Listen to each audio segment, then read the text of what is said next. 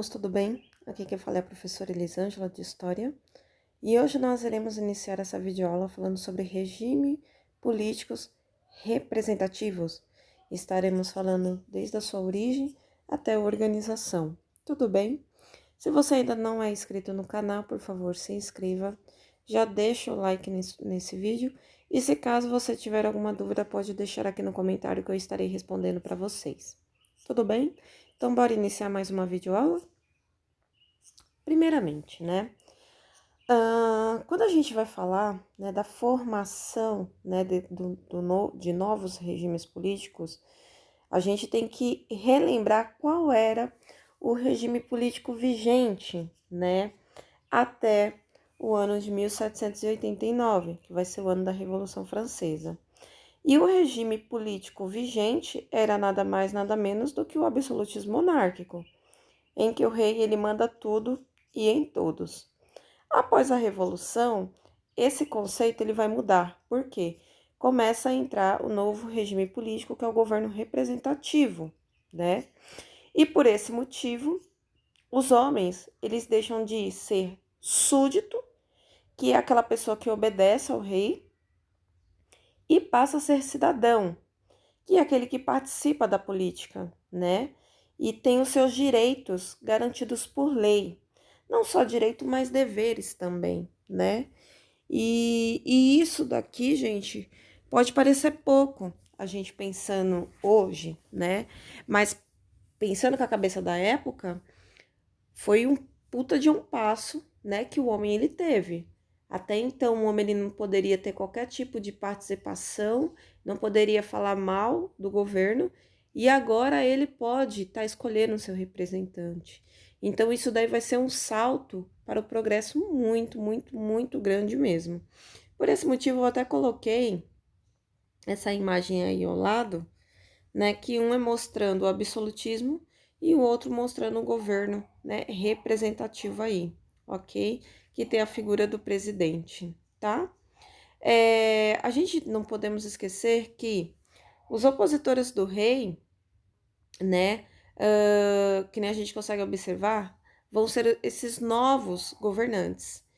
E uma coisa que eu não posso deixar de falar para vocês é que, claro, né, o regime representativo, ele entra em vigor após a Revolução Francesa, mas não vai ser tão fácil assim como cada um se imaginava, né? Porque agora todos querem participar, todos querem dar sua opinião, né? Sempre vai ter divergências de pensamento. Vocês, estudantes, às vezes quando tem algum evento, né, no colégio, é muito comum vocês discordarem, né, de algo que o amigo propôs, né, ou alguém discordar de algo que vocês, né, vamos dizer assim, propuseram. E isso é algo que permanece até os dias atuais. Eu falo que quando tem várias pessoas querendo governar, o caos ele está instalado. E isso vai acabar ocorrendo, né? E para tentar se resolver essa briga, né, vamos dizer assim, tentar conciliar esse poder, eles vão acabar fazendo o quê? Né, o povo criando o que a gente conhece hoje como partidos políticos. Esses partidos políticos, eles são formados por grupos de pessoas que têm o mesmo tipo de pensamento, a mesma ideologia, as mesmas propostas políticas, né? E ali, esses partidos políticos, eles colocam um representante para ser votado, né? E se no caso ele foi eleito, para que ele possa vir a fazer, né? Vamos dizer assim, todos os ideais que aquela legenda partidária ela propôs durante a campanha, né? Eleitoral. E o cidadão fica na responsabilidade dele de escolher, né? Esses candidatos através do voto. Então, assim, o partido político, gente, claro, falando sobre a história do Brasil, nós temos, assim, diversos partidos políticos e a cada eleição surgem mais, né? E cada um tem sua ideologia. Partido de direita, partido de esquerda, partido de centro, né? Partido que apoia as minorias, partido que apoia os grandes empresários, né? E aí cada partido político desse, ele vai acabar trazendo sua proposta e fica do cidadão de escolher. Infelizmente, eu digo que aqui no Brasil, né, muitas pessoas ainda são leigas nessa parte da política. E quando vai, vamos dizer assim, escolher o seu candidato, acaba não levando em consideração aquilo que o partido ele prega. E simplesmente, né, olha ali para a cara do sujeito, ah, gostei dele, eu vou votar nele, sem às vezes saber qual é a proposta política que esse cara tem. E depois não podemos esquecer que durante todo aquele mandato a gente vai ter que sofrer as consequências. Então, assim, é o seguinte, além de você ver a figura do candidato, você não pode deixar de ver também a figura do partido político, tá bom? Claro que nas eleições, né, a gente temos eleições para presidente, para governador, temos para deputados estaduais e federais, né, e temos para senadores e vereadores e prefeitos, né? E cada um vai ter o seu papel de destaque aí. Nesse caso, eu coloquei aqui o papel de destaque dos deputados, porque são eles os responsáveis por criar a Constituição, tá bom? Então, são eles que são os responsáveis por criar as leis, né, que devem organizar o nosso país. E a Constituição, quando ela é criada, ela pode ser ortogada ou ela pode ser promulgada. Qual é a diferença de um para o outro? A ortogada, gente, é uma constituição que ela é imposta, tá? Então, a gente observa aqui que os deputados, eles criam e o presidente, ele vai lá e impõe aquilo ali para os cidadãos. Já a promulgada, ela é criada, tá?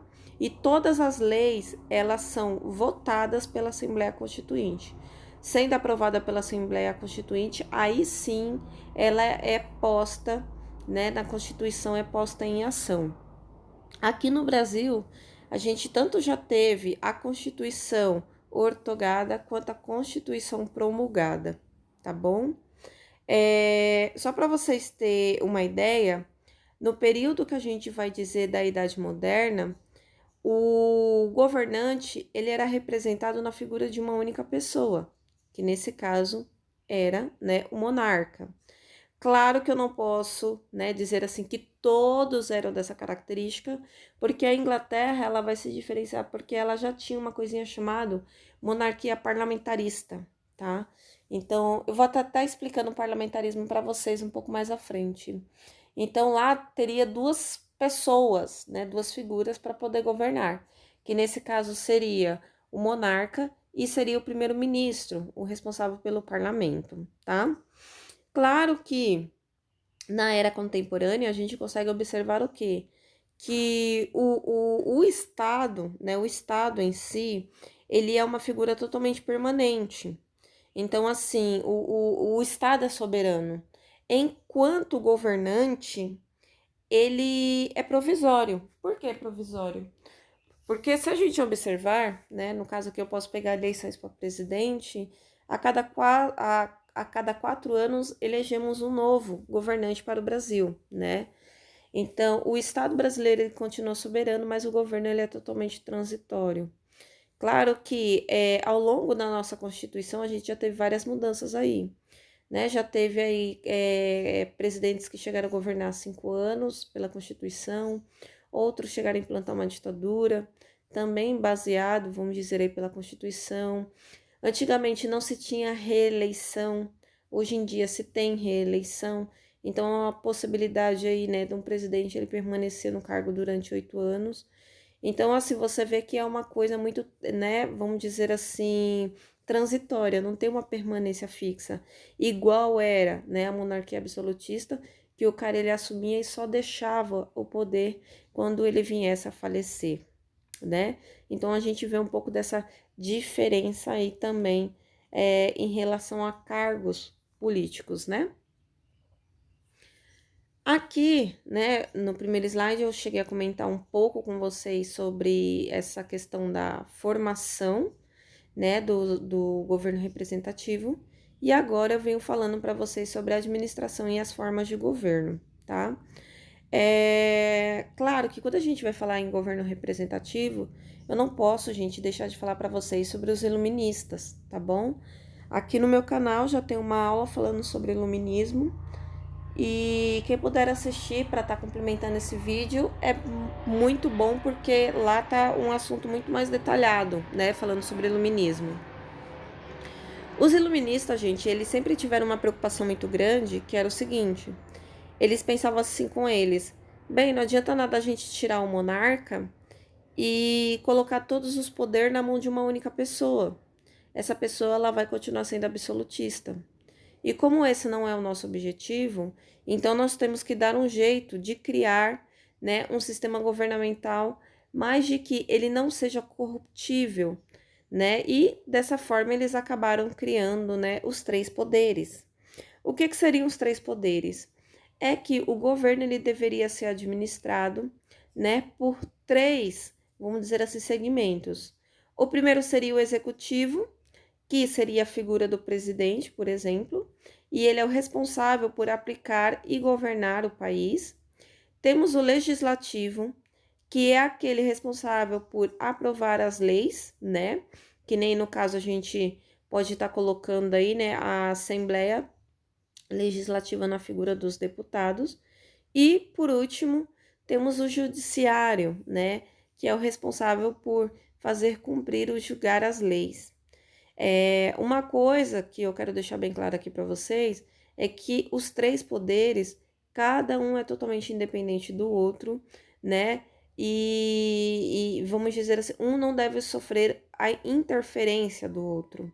Isso daí, então, seria uma forma, vamos dizer assim, de governar, né, o território de uma forma muito mais, como é que eu posso dizer assim para vocês?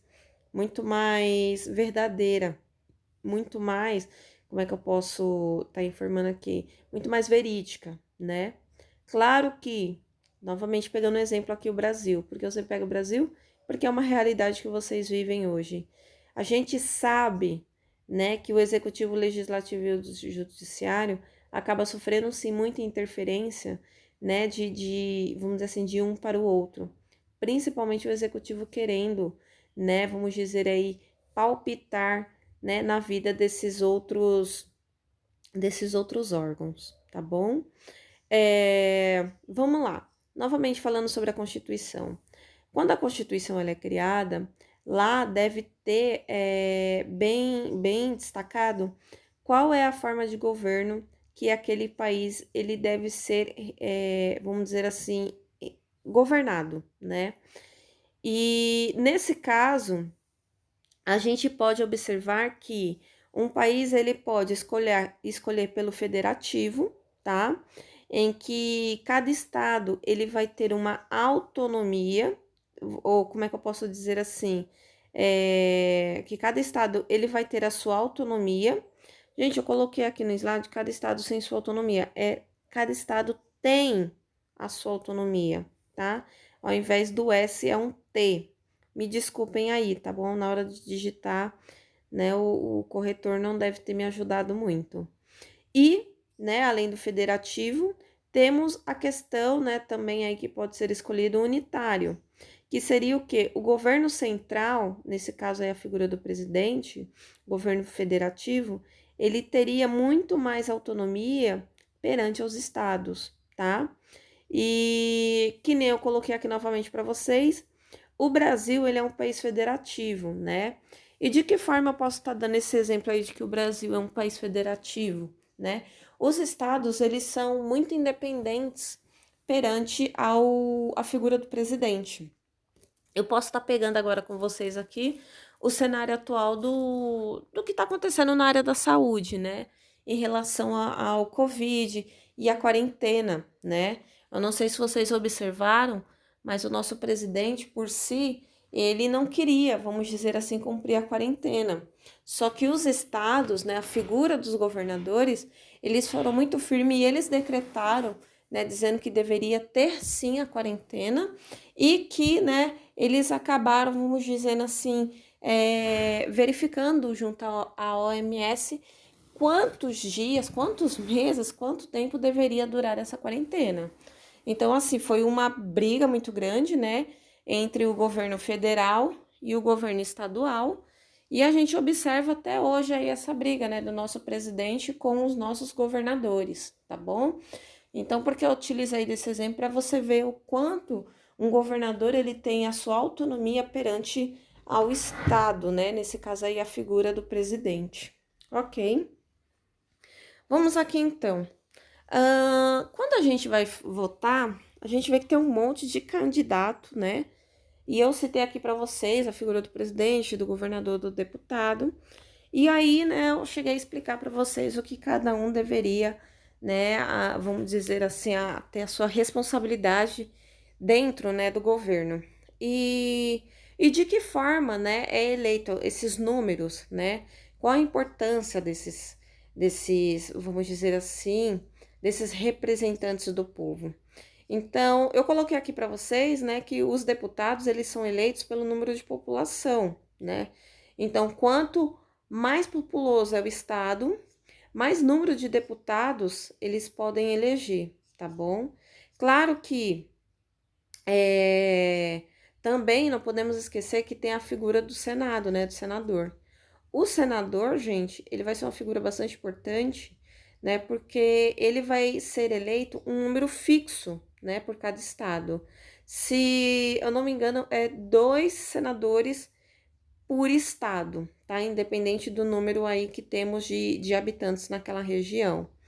E quando você elege a figura do deputado e a figura do senador, né, a gente vai dizer assim o seguinte, que é um governo de poder legislativo bicameral, né?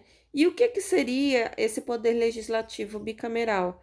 Nada mais é do que a formação do Congresso Nacional, tá? E o Congresso Nacional, professor, o que é? Ele que é o responsável, vamos dizer assim, né, por governar aí o país, literalmente, né, em momentos, vamos dizer assim, de crises, entre outras coisas mais, é eles que realmente tomam as rédeas e governam aí o nosso território, tá bom? Que nem eu já tinha citado para vocês, né, temos durante o período, né, até o período da Revolução Francesa, o governo vigente era a monarquia absolutista, tá? Ou, que nem eu citei para vocês, a monarquia parlamentarista, que já tinha lá na Inglaterra. E, né, após a Revolução Francesa, um novo tipo de governo vai acabar surgindo, que é o que a gente conhece, né, que é a República. A República, ela tanto pode ser presidencialista, tanto quanto também, né, parlamentarista. E aí eu vou estar citando para vocês, né, o que seria o parlamentarismo.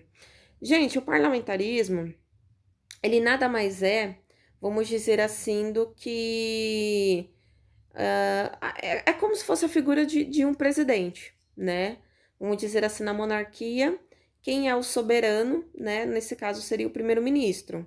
Nesse caso, a figura do monarca, ele seria uma coisa muito mais representativa, né? Então, que nem eu coloquei aqui para vocês, no regime parlamentar, há uma distinção entre o chefe do Estado, tá? Que nesse caso eu posso estar colocando aqui a figura, né? Vamos falar aí da Inglaterra, da Elizabeth II, que ela nada mais é do que a representante nas ocasiões necessárias. Mas quem governa de fato, né, seria o parlamento, que ele que é o responsável por aplicar as leis e é ele que administra o Estado, tá?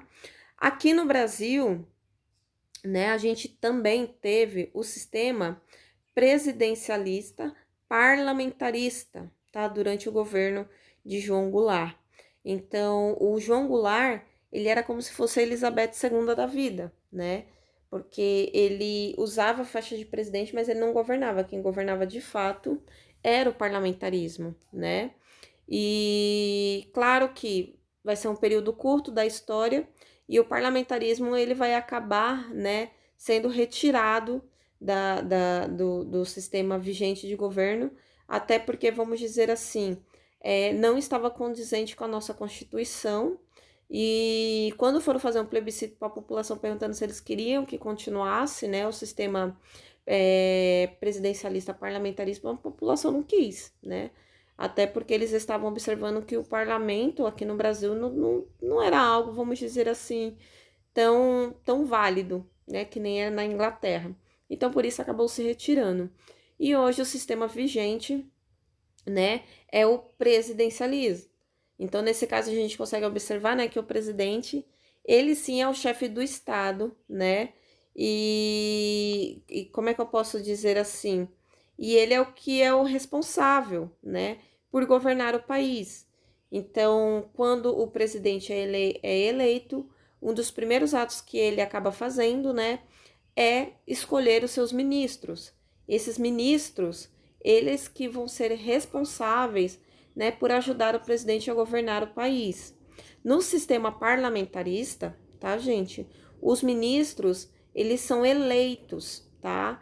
Então a gente vê aqui que o presidente ele não tem qualquer tipo de interferência na escolha dos ministros. Então o parlamentarismo, ele é totalmente independente da figura do presidente. Então, o sistema presidencialista, ele traz muito mais poder na mão, né, vamos dizer assim, literalmente do executivo, nesse caso seria da figura do presidente, do que o sistema parlamentarista, tá? Que é como se fosse o parlamentarismo e o presidente, eles trabalhassem totalmente assim, por mais que fosse com o mesmo objetivo, mas um totalmente separado do outro, tá bom? Eu coloquei essa imagem aí para vocês, tá bom? Vocês sabem que eu adoro trabalhar com charge, né? E aqui você vê assim uma crítica bastante atual, né? Que fala assim o seguinte: as televisões de hoje em dia têm uma imagem tão nítida, e aí você vê, né, o senso crítico aqui do personagem, que ele fala assim, mas nem assim os candidatos no debate eleitoral ficam menos embaçados, né? Então, literalmente, a gente vê que a população brasileira em si, ela, vamos dizer assim, na hora do voto, ela simplesmente não sabe literalmente para quem tá votando. E, gente, eu vou falar uma coisa para vocês. Muitas pessoas lutaram para que o sistema de governo representativo ele fosse implantado. Então, eu acho que nada mais, né, nós deveríamos fazer a nossa, né, votar, praticar o nosso direito de cidadão muito mais consciente. Eu espero que vocês, meus alunos, né, tenham essa consciência, porque, a consequência, ela é, olha, muito duradoura, tá bom? Nesse ano, né, que eu estou gravando esse vídeo, ano de 2020, teremos eleições, né, aqui no Brasil para prefeito e vereadores. Gente, por favor, escolham bem seus candidatos. Alguns dos meus alunos já conseguem, né, votar porque já tem aí mais de 16 anos. Então, assim, façam valer esse direito de cidadão, mas façam de uma forma totalmente consciente. Por favor, tá? O Brasil agradece. Bem, eu espero que vocês tenham gostado do vídeo. Que nem eu já tinha citado no início, se caso tiver alguma dúvida, pode deixar aí no comentário que eu estarei respondendo, tudo bem? Não esqueça de deixar esse like. Até o próximo vídeo. Beijo, beijo. Tchau, tchau, turma.